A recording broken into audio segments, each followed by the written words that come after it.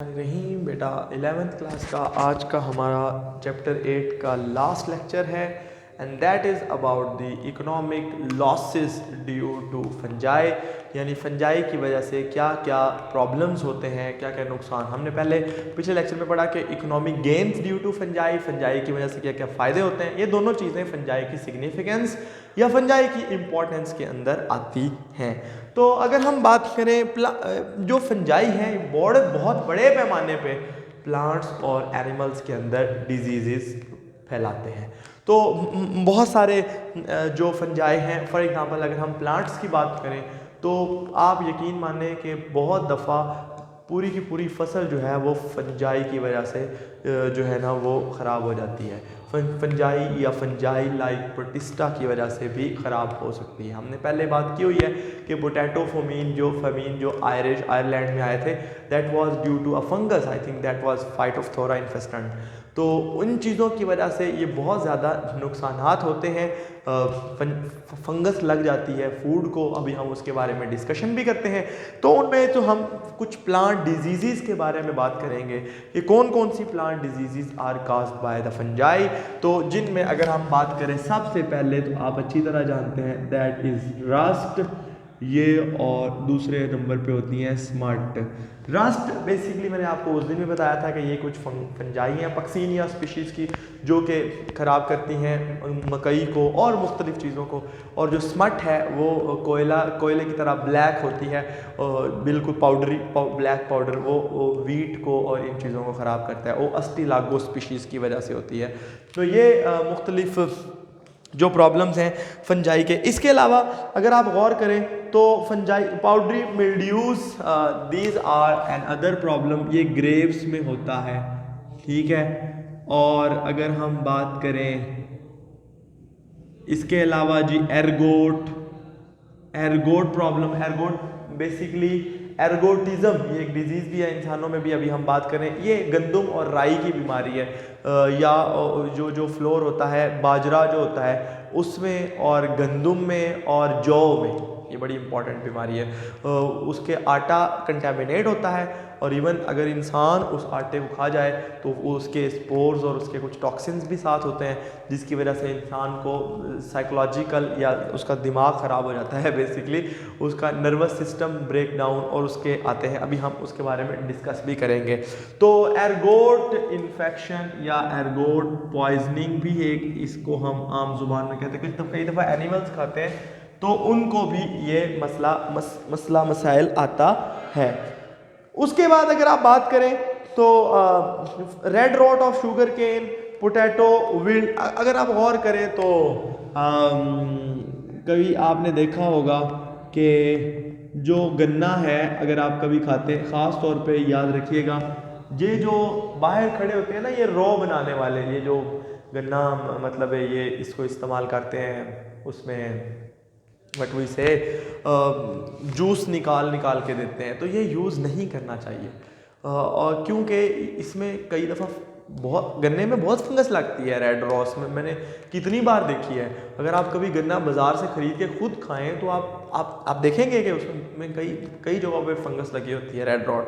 तो हम अगर ये जो जूस वाले होते हैं ये तो वो पूरे का पूरा रेड रॉट ही उसके अंदर ही उसको निचोड़ देते हैं, और इवन कई शहद की मक्खियाँ भी साथ साथ चल। तो इट्स वेरी बैड थिंग, अगर उसकी हाइजीन मेंटेन नहीं की जाए तो ये नुकसान करता है और इसकी वजह से कई प्रॉब्लम्स आती हैं, कई बीमारियां आ सकती हैं। तो इसलिए ये वाला काम नहीं करना चाहिए। तो इस तरह पोटैटो विल्ट आलू की बीमारी है, ठीक है जी।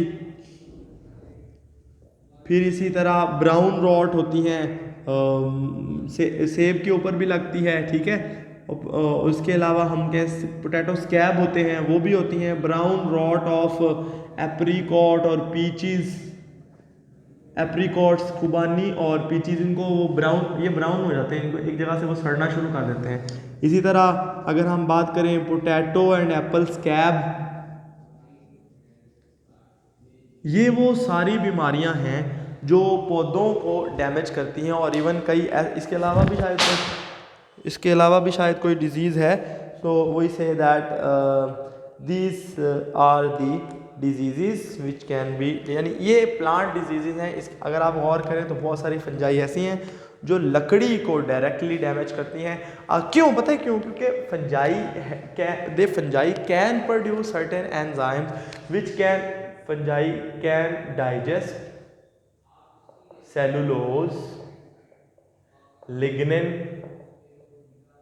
इसी तरह लिग्निन के अलावा, सेलुलोज के अलावा फंजाई जो है वो क्यूटिन, ये तीनों चीज़ें ही तो प्लांट को प्रोटेक्ट करती हैं। सेलुलोज भी प्लांट की सेल वॉल में होता है, क्यूटिन की लेयर उसके ऊपर होती है। तो आप ये सोचें कि ये प्लांट के बहुत सारे पार्ट्स को डैमेज कर सकती है। और इवन नॉट ओनली जिंदा जो ट्रीज़ खड़े होते हैं उनको डैमेज करती हैं, बल्कि जो लकड़ी आपने लगा के घर वर बना लिए हैं उस लकड़ी को भी फंगस लग सकती है और उसको भी ये डैमेज कर सकती है। जहाँ उसको फूड मिलेगी और मॉइस्ट कंडीशन मिलेगी, फंगस आराम से उस लकड़ी के ऊपर भी ग्रो करना शुरू कर देगी।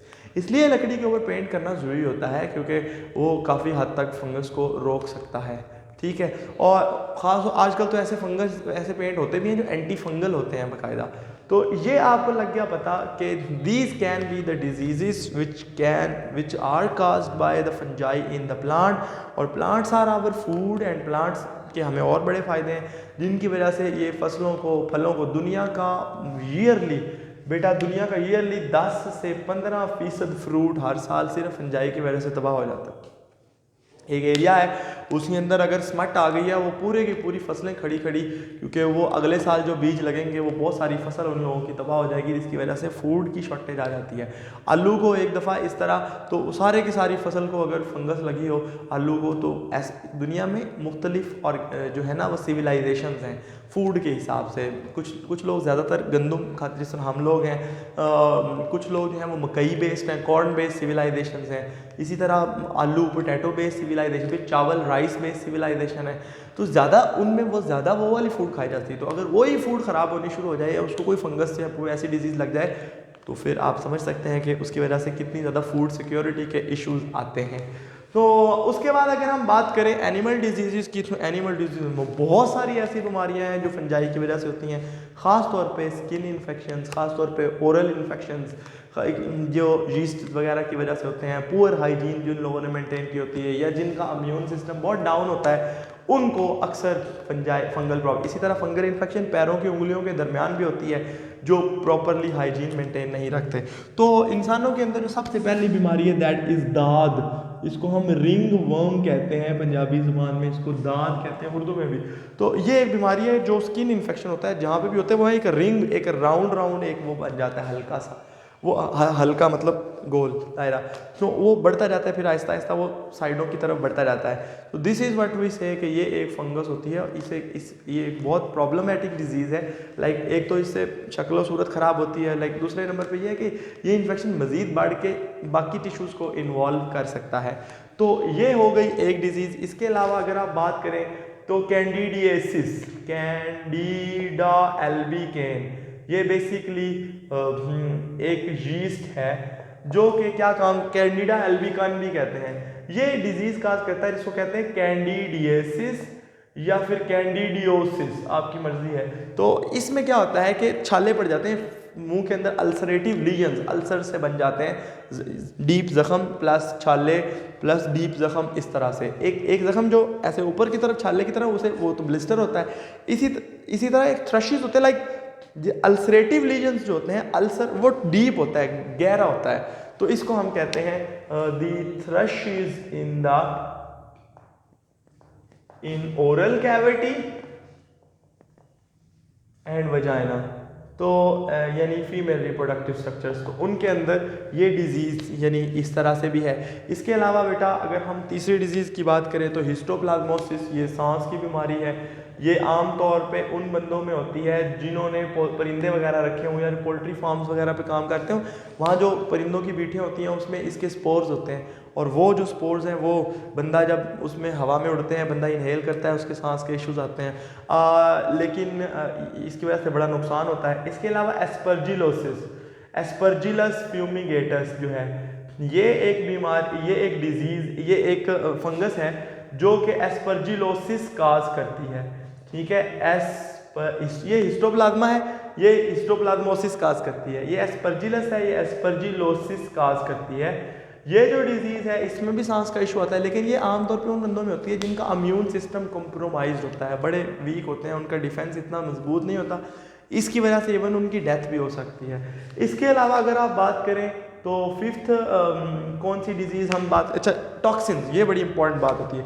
एफ्लाटॉक्सिन, बेटा फंजाई के जो टॉक्सिन होते हैं ना वो दो तरह के होते हैं, इनको एफ्ला या ओक्रा, OCRA, ओक्रा टॉक्सिन्स भी कहते हैं। जो एफ्लाटॉक्सिन है ना ये वो फंगल टॉक्सिन होते हैं। आप देखिए कि अगर कोई फूड को ये लगी हुई हो, या अगर आप गौर करें तो एस्परजिलस का इन्फेक्शन किसी खाने की चीज़ को और आपने वो खाई हो, वो टॉक्सिन आपने भी ले लिया। इसी के अलावा अगर आप गौर करें तो दूध के अंदर कुछ जो जानवर होते हैं ना, उन जानवरों को ऐसा खाना खिलाया जाता है जो कि पुअर क्वालिटी होता है, जो जिसमें फंगस होती है, वो फंगस जाके उनको टॉक्सिन्स अंदर पैदा करती है। वो जो टॉक्सिन्स होते हैं वो जब जो जानवर के दूध में आते हैं और वो टॉक्सिन्स हमें डैमेज करते हैं, they are very dangerous for our body. तो ये एक यानी फंगस के जो और ये कैंसर का तक काज कर सकते हैं एफ्लाटॉक्सिन्स, इनके बहुत प्रॉब्लम है और इसके ऊपर बहुत सारे लोगों की रिसर्च है कि इफ़ेक्ट्स ऑफ एफ्लाटॉक्सिन्स। और इसकी वजह से जो जितनी मल्टीनेशनल कंपनियां हैं ये दूध के अंदर एफ्लाटॉक्सिन्स की मिकदार को सबसे पहले टेस्ट करती हैं कि ये वो कम से कम हो, ताकि जो है ना उतना ही दूध का ज़्यादा रेट देती हैं। तो ये बड़ी इंपॉर्टेंट बात है कि जी ये टॉक्सिन्स भी वो। इसी तरह बेटा एर्गोटिज्म, ये इसके बारे में तो मैंने आपको पहले भी बता दिया कि ये एक डिजीज़ है which is ergotism caused bye ergot, जो है यानी राई जो फ्लोर है या जौ का जो आटा है या बाजरे का जो आटा है उसके अंदर अगर ये वाली टॉक्सिन हो तो उसकी वजह से, यानी एर्गोट की इन्फेक्शन हो तो उसकी वजह से उसके टॉक्सिन्स के वो इंसान को वो मसले मसाइल आते हैं नर्वस सिस्टम के और ये सारी बातों के। तो ये आपको कुछ डिजीज़ मैंने बताई हैं, शायद कोई और डिजीज़ भी हो जो रह गई हो, मेरे ख्याल से तकरीबन सारी कंप्लीट हो गई हैं। तो ये जो हैं बेटा these are the economic losses due to fungi, यानी एक तो खाना ख़राब होता है हमारा, प्लांट्स ख़राब होते हैं, फिर हमें डिजीज़ होती हैं और वो बड़ी डेंजरस डिजीज़ हैं which are due to fungi. उम्मीद है ये आखिरी लेक्चर था, आपको समझ आ गया होगा इंशाल्लाह। अब नेक्स्ट लेक्चर में हम 11वें चैप्टर से स्टार्ट करेंगे। We are going to skip the 9th and 10th chapter and after the सारी हम पढ़ने के बाद फिर उसका वापस 10th चैप्टर पे 9th और 10th चैप्टर पे आएंगे। उम्मीद है आपको समझ आया होगा, बाकी इंशाल्लाह ताला अगले लेक्चर में पढ़ेंगे। अल्लाह हाफिज़।